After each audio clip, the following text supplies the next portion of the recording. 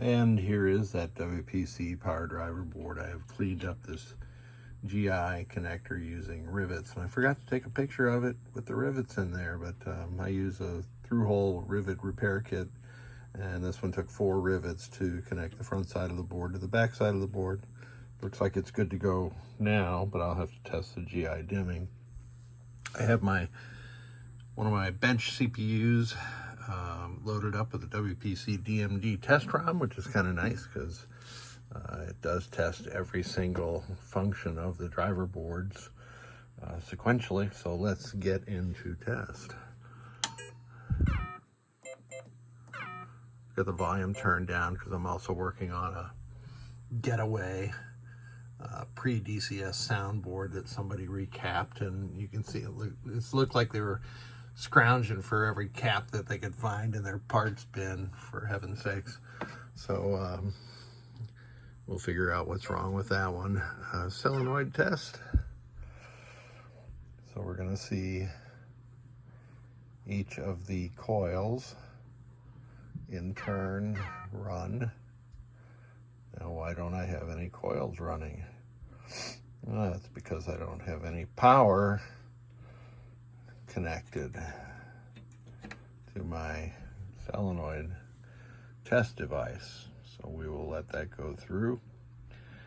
And for the bench, of course, you don't need to drive these coils with 70 volts. In fact, you can't if you're going to light up LEDs like this. So you can drive them with either 5 volts or 12 volts.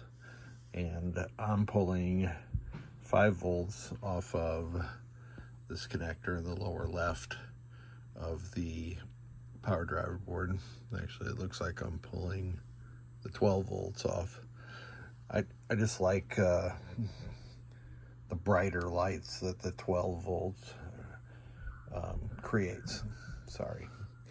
All right, coil or solenoid test is working. I'm going to skip flasher test.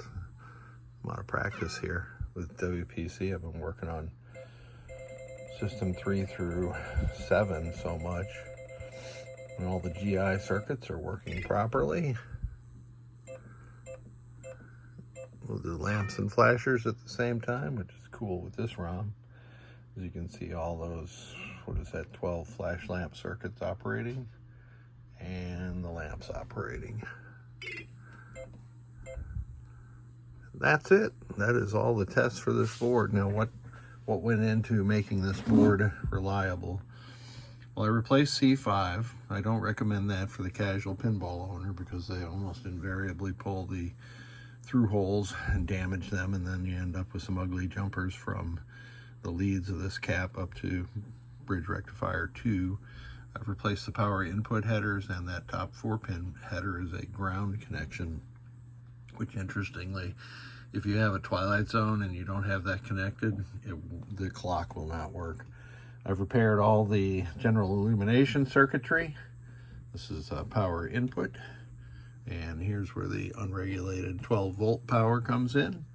I've installed a 1N5401 diode here that protects C11 from being destroyed by connecting the coil voltage power down here.